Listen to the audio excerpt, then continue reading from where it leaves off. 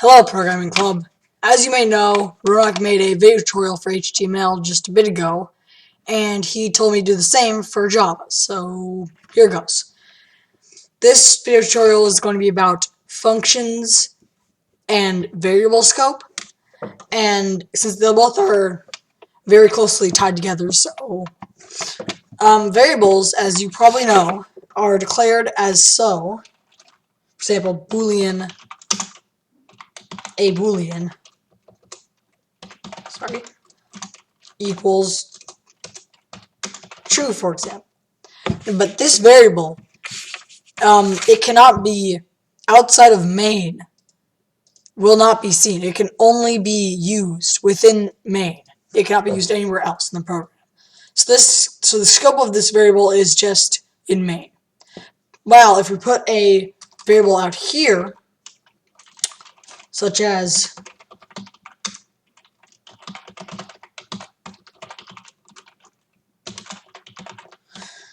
this boolean would be able, since it's a different calling as you can see in Eclipse, this is for an entire class tutorial. It can be seen throughout the entire class through any functions, which we'll get to.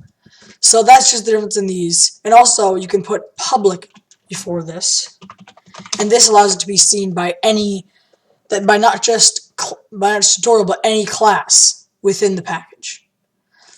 So that's just a quick thing about variable scope. And now on to functions. Functions are kind of like taking code from one part and then putting it into another for use many different parts in the program. So if you're having something that you're using a lot, you can set it as a function. So for example, I'll make a quick example program. I'll be right back. Okay, welcome back. And as you saw, I put in a bit of user information. They have to enter a bit of information. They have to enter a number. It's saved as number A. Enter another number. It's saved as number B. And then it prints it out as product is, and that runs this function multiply. You can always tell functions because they're always a name that has no numbers usually, and then parentheses. It doesn't have to have variables inside, as is the case with readline and such. So multiply was declared down here. Now this has to be outside of main because this is a function by itself, and it is public static. I just chose that because similar to main, it makes it much easier for this kind of purpose. And then next you have the return type. So the return type is what you want to return back. So when you say something equals whatever, as in the case with number A equals integer dot %, so that's what you're returning. So that's what you want to give back. You only give back one variable. It can be a class 2, but we'll get into that later. And then in here you want to put a type and then an identifier. So int A, int B. So this leads so that the user has to enter two numbers, and they both have to be ints. But only in here, they can be whatever, so they're named number A, number B, but in here they will be named A and B, and that's how they will be identified to. So in here it says we set int C to the product of A and B, and then return C. So this return, you just want to return, and then the name of a variable, and then that. You can even return just a number, like 0 or whatever. You can return whatever you want, but since we have to return int, and nothing will run after the return.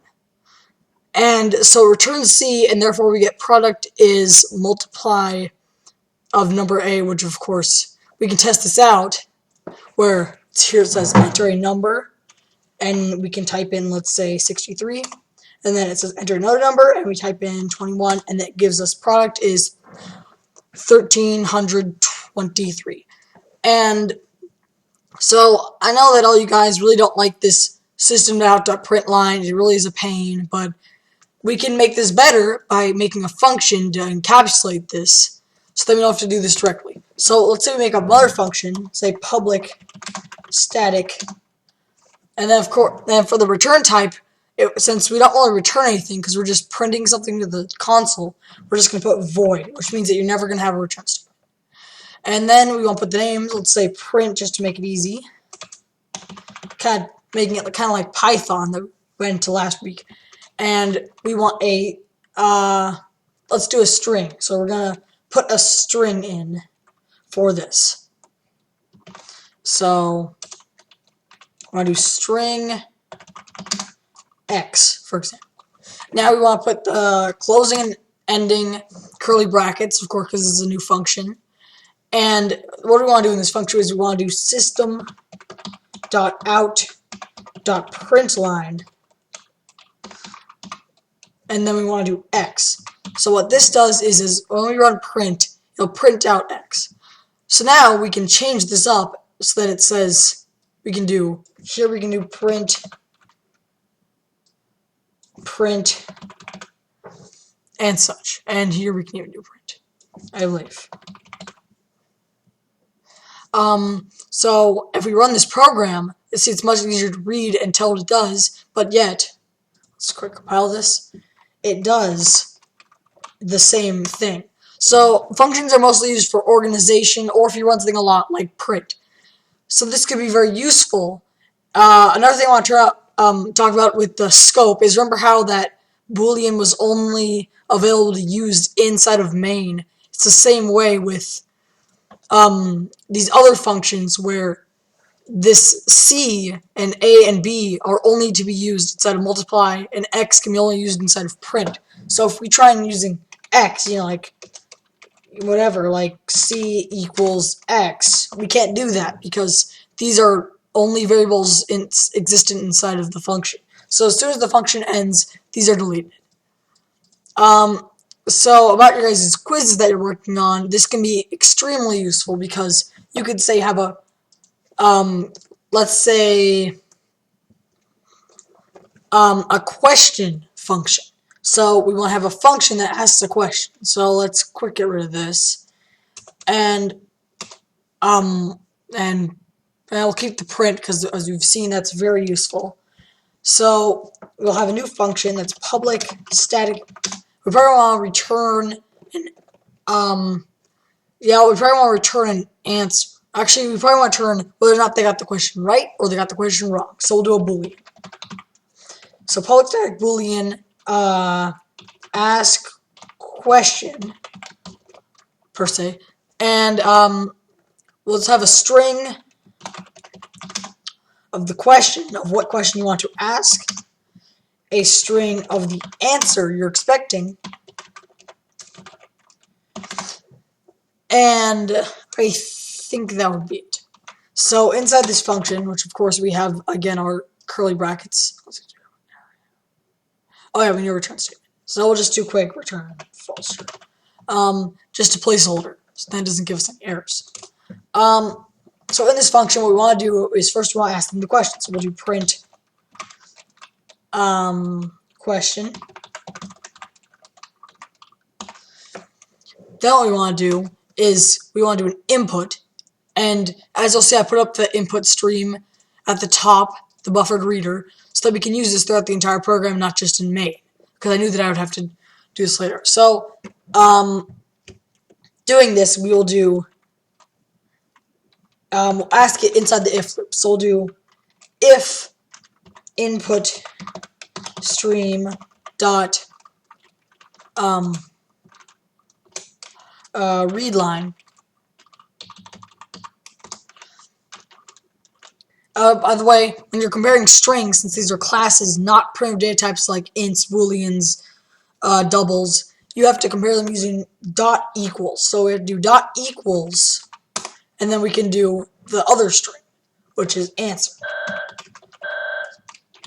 Excuse me.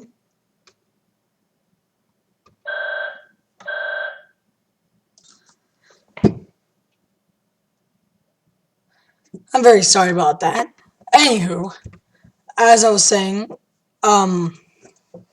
so input stream dot readline dot equals answer. So it's checking if the input is equal to answer. So if it's equal to answer, of course, you got the question right. So we'll do if that's true, then we will return true. And you can have multiple return statements, of course. So as soon as this hits it, it'll end. But in case it doesn't, well, not in case it doesn't. If you didn't get the question right, we'll do an else, so any kind of other thing. So yeah, if it's not that, then we'll do return. Then we'll do return false. this is one of the, oh yeah, throw exceptions because, yeah, we'll work with exception handling later. So this is pretty cool. So what we can do is just ask question. Okay, so we'll do, okay, if ask question, which this is still running the function, of course, because you know we're running here, like how we run it here. If you put it inside the if, it's still running the function.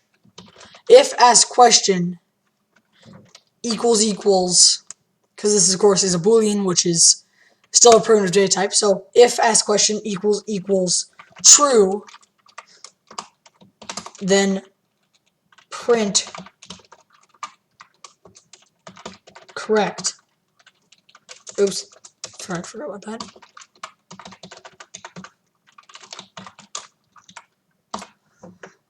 So when you put in, of course, a string question, a string answer. So our question will be, let's say, who is the current president? And then, of course, we do a comma to separate these. And then, oops. And then our answer is going to be Barack Obama. So if now we can run this, and we'll see if it works. Okay, so it asks us, who is the current president? And remember, it's right here, right now, it's at the print question. So we're going to say, if we run it again, and say George Bush, it won't say anything, because of course we didn't have a incorrect. But of course we could also attach an else here, and then print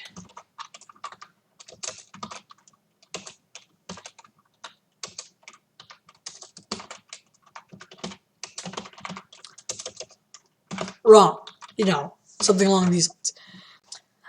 So that's pretty much it, and I hope that you have learned something about variable scope and when variables can be used and where, and the uses of organizing your programs by the use of functions and making your job a lot easier.